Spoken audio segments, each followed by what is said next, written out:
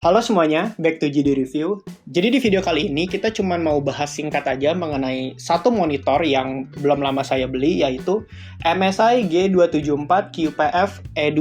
Jadi sebenarnya monitor ini bukan barang kiriman untuk review, bukan barang pinjaman atau barang ya kiriman untuk GD Review, tapi ini memang benar monitor yang pure saya beli sendiri karena untuk ngegantiin monitor saya yang udah rusak. Kebetulan monitor saya kemarin itu rusak, saya mau cari penggantinya dan kebetulan ya harus upgrade juga.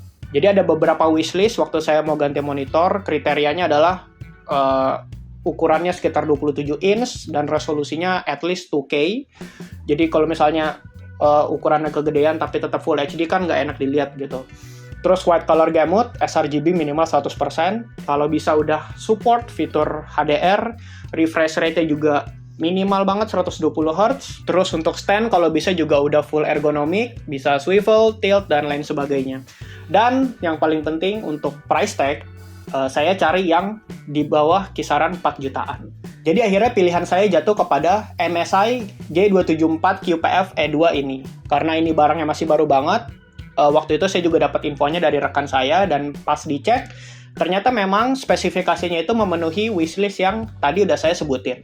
Untuk ukurannya 27 inch, resolusinya 2K, refresh rate-nya 180 Hz, color gamut-nya itu udah 119% sRGB, dan juga udah full ergo untuk stand-nya, ada fitur HDR-nya juga, dan dengan fitur-fitur lain seperti adaptive sync, response time-nya 1 millisecond, dan lain sebagainya. Dan untuk price tag-nya pun juga masuk kriteria. Makanya saya memutuskan untuk ambil monitor ini. Jadi pas monitor ini pertama datang, saya langsung unboxing cepet-cepet karena saya mau buru-buru pakai untuk PC. Jadi saya cuma cek sekilas aja. Tapi impresi pertama saya adalah material yang digunakan itu plastik yang nggak terlalu murahan, tapi juga nggak terlalu premium. Meskipun untuk finishingnya itu semuanya udah pakai finishing doff. Jadi bukan yang ada glossy-glossy-nya, kecuali di bagian belakang itu masih ada material-material glossy yang mirip glass, dan itu menambah kesan premium sedikit. Tapi mostly monitor ini menggunakan material plastik finishing doff. Untuk kakinya, dia ada sedikit sentuhan metal, terus juga di bagian handle-nya atau batang kakinya, di bagian VESA mount-nya, itu dia juga ada sentuhan metal juga. Saya cukup terkesan dengan material yang didapat dengan price tag yang under 4 juta. Ini udah oke banget.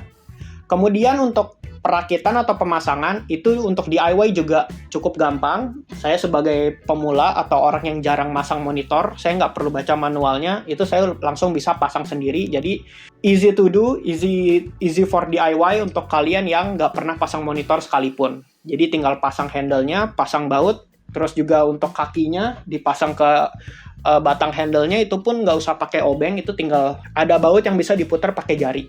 Dan seperti yang tadi udah saya mention, untuk stand-nya full ergonomik, bisa atur height, bisa rotate, bisa swivel, bisa tilt juga. Dan ini udah komplit banget untuk kalian gamer yang banyak mau, untuk kalian yang demen ngatur-ngatur posisi monitor kalian sesuai kebutuhan. Kalau kita bicara soal input, port yang disediakan oleh MSI G274 QPF E2 ini juga udah cukup lengkap dan future-proof. Seperti kita bakal dikasih HDMI 2.0, DisplayPort 1.4, ada audio jack juga mungkin untuk output aja ya. Jujur saya belum cek apakah ini support untuk combo jack, jadi bisa masuk mikrofon juga, tapi sepertinya nggak bisa, jadi cuman line out aja. Terus kita juga dikasih USB Type-C yang bisa power delivery 15 watt. Dan ini juga berfungsi sebagai alternatif dari DisplayPort. Jadi bisa untuk proyeksi dari laptop, bisa juga untuk ngecas HP, dan lain sebagainya. Jadi ini monitor yang cukup lengkap banget dari segi port. Nah, begitu monitornya udah dipasang, udah nyala, terus kita play around little bit. Oh iya, saya sampai lupa mention satu hal. Panelnya itu udah IPS. Yang MSI klaim viewing angle-nya itu bisa mencapai 178 derajat. Ini nanti akan kita bahas mengenai IPS sedikit, nggak terlalu teknis, tapi mengenai user experience saja. Jadi, panel yang digunakan udah IPS, jadi begitu monitor ini udah dinyalain, udah dipakai, hal pertama yang saya rasain adalah MSI benar-benar menyajikan apa yang mereka udah janjikan. Itu seperti refresh rate, kemudian color gamut yang menurut perspektif dari mata saya pribadi ya, itu memang color gamutnya oke banget. Dan bagi kalian yang bekerja di industri multimedia atau mungkin graphic design, kalian akan suka dengan monitor ini. Jadi monitor ini memang monitor ini ditujukan untuk gaming karena seri G.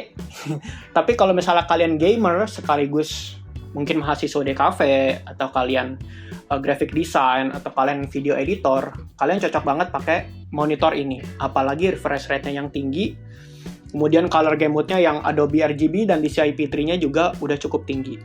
Kemudian untuk menunya itu cuma diatur oleh satu tombol yang bisa 5 macam akses. Jadi kiri, kanan, atas, bawah, dan juga middle. Jadi hanya dengan satu tombol aja, itu kita bisa play around di menunya yang menurut saya juga cukup intuitif, cukup gampang dipakai, nggak ribet.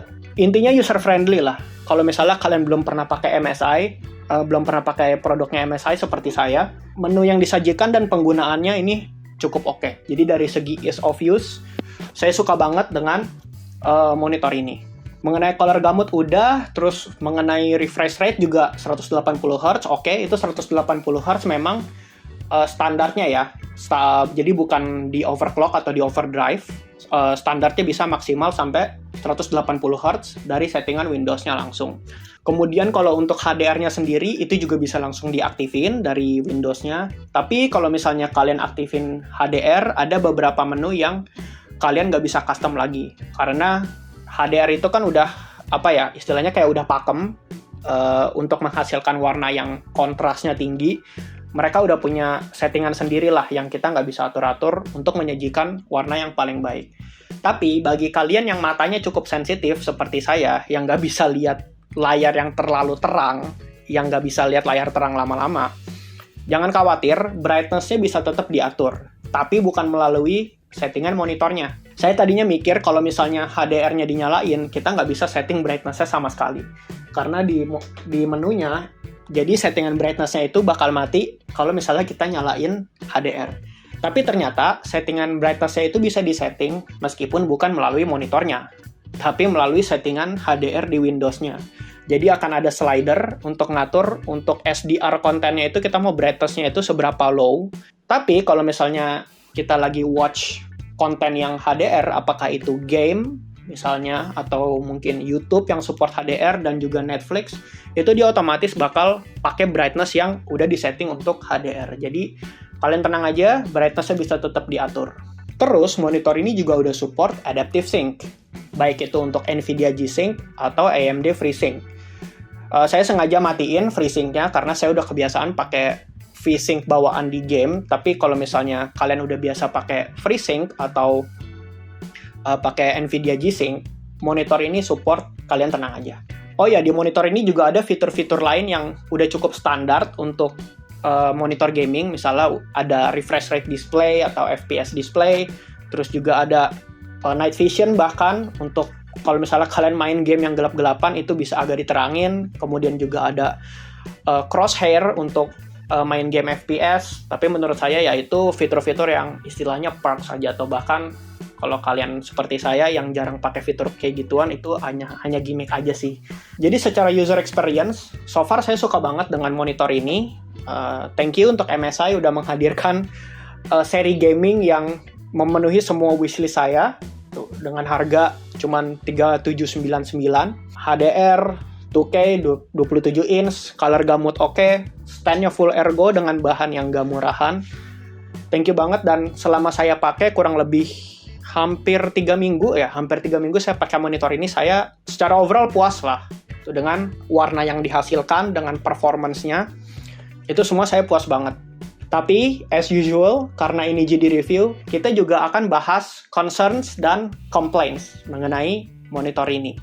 Pertama, ini adalah hal yang cukup sepele, mungkin hal kecil, tapi yang cukup annoying bagi saya, yaitu absennya speaker di monitor ini.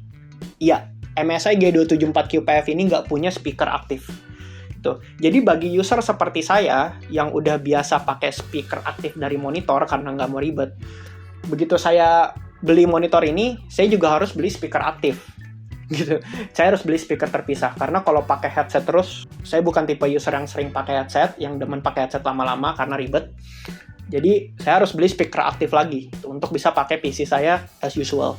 Jadi itu salah satu minor issue sebenarnya, dan ini balik lagi ke kalian. Kalau misalnya kalian consider monitor ini untuk monitor utama kalian, please keep in mind monitor ini nggak ada speaker aktifnya. Jadi nggak bisa. Jadi kalau misalnya kalian nggak punya speaker aktif atau kalian nggak punya headset, bye. Kalian nggak akan dapat sound apa-apa. Tapi oke lah, karena itu minor, saya nggak tahu apakah itu issue buat kalian atau enggak. Nah, kita masuk ke hal yang kedua. Kita bahas IPS panelnya yang menurut saya cukup B aja.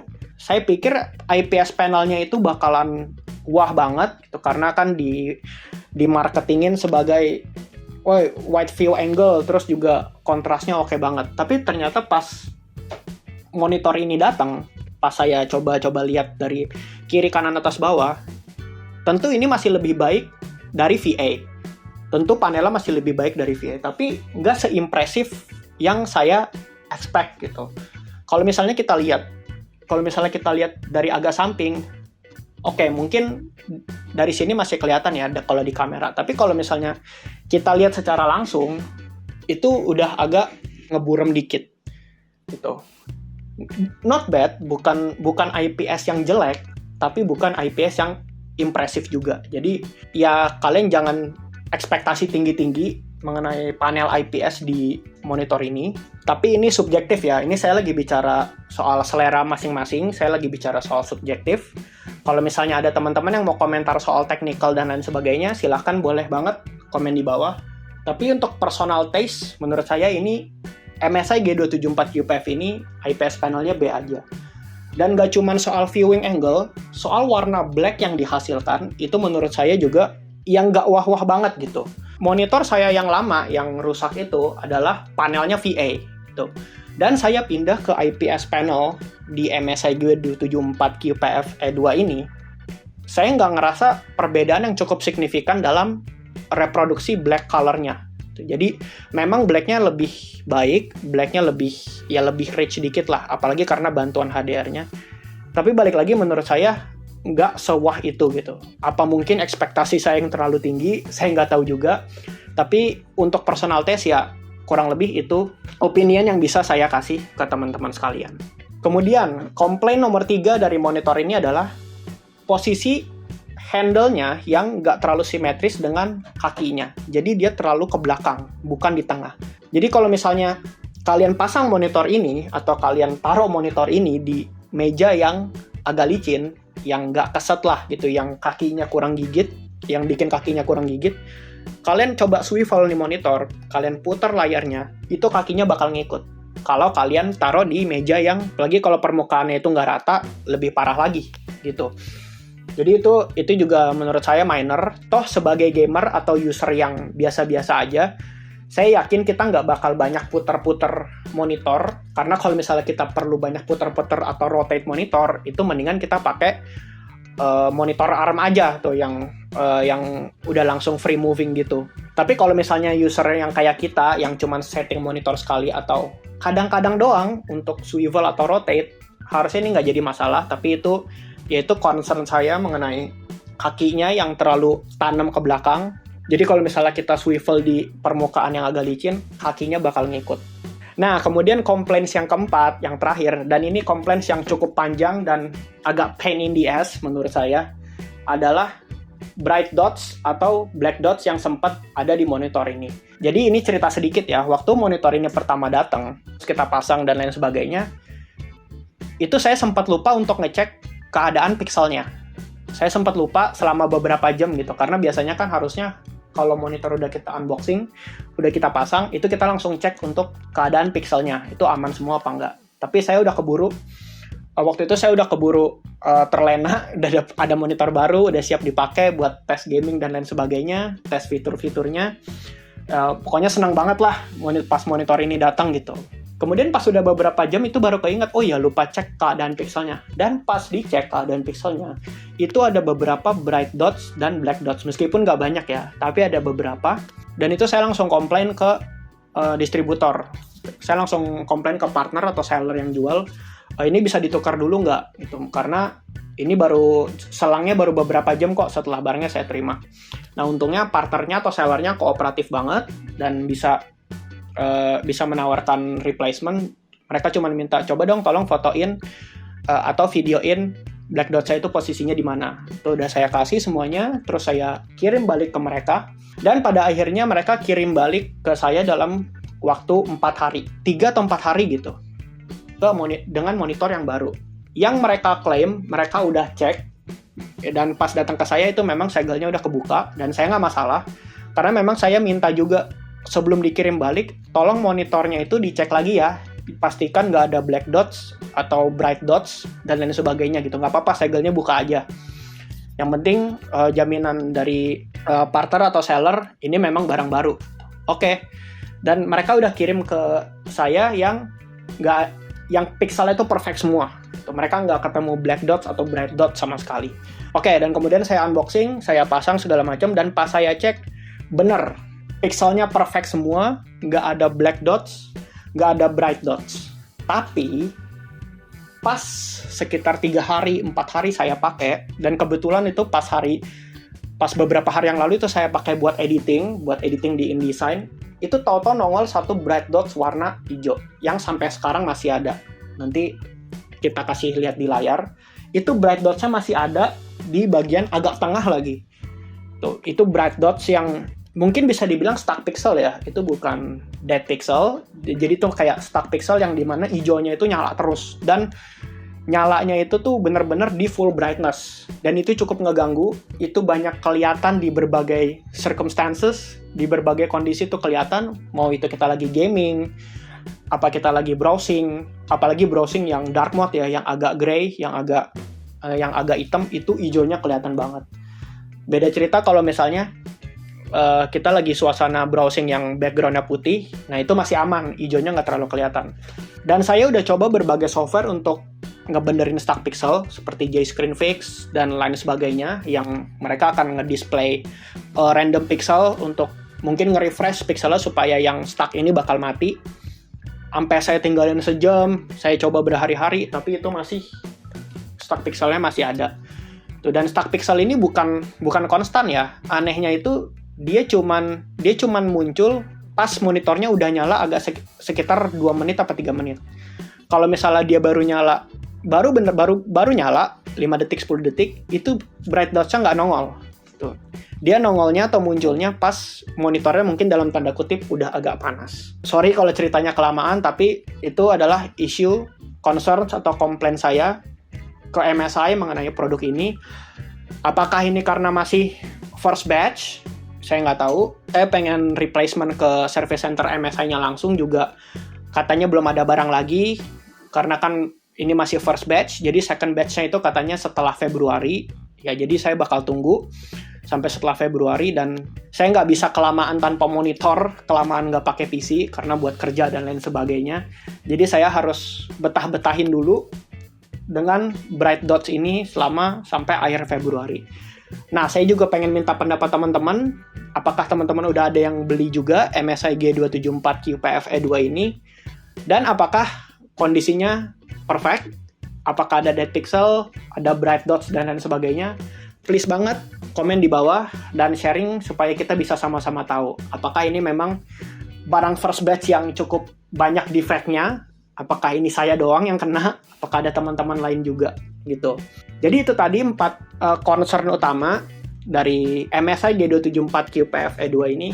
Sisanya all good. Sisanya oke banget. Produk ini bisa saya rekomendasiin ke teman-teman yang gaming, teman-teman yang suka desain. Intinya ini monitor yang dengan harga 3,7 juta, yang nggak sampai 4 juta ini monitor yang worth it banget. Nggak ada speaker, oke lah, ya udah tinggal beli speaker lagi. Terus juga kalau misalnya IPS-nya B aja, oke lah, ya udah, harganya juga nggak sampai 4 juta kok. Kemudian kakinya nggak simetris ke tengah, dia lebih ke belakang, ya udahlah, kita juga nggak sering-sering putar swivel dan lain sebagainya. Ya cuman ya bright dots-nya itu yang kebetulan saya dapat. Semoga teman-teman yang beli monitor ini dapat pixel yang perfect. Please jangan lupa dicek gitu. Bukan cuma untuk monitor ini aja. Kalau misalnya kalian beli monitor baru, kalian harus cek keadaan pixelnya itu seperti apa. Oke, itu aja video kami mengenai monitor MSI G274 QPF E2 ini. Nanti kami bakalan update dan follow up mengenai proses replacement setelah akhir Februari nanti mengenai bright dots-nya, supaya teman-teman juga bisa keep updated. Kalau misalnya kalian mau beli monitor ini, terus nanti ada defect atau bagaimana, itu nanti after sales-nya seperti apa. Dan kalau misalnya nanti akan ada penemuan user experience yang kami rasakan along the way, kami juga bakal share di video selanjutnya. Jangan lupa share your thoughts di kolom komentar gimana pendapat kalian, dan jangan lupa subscribe jika kalian suka. Stay curious, and we'll see you in the next video.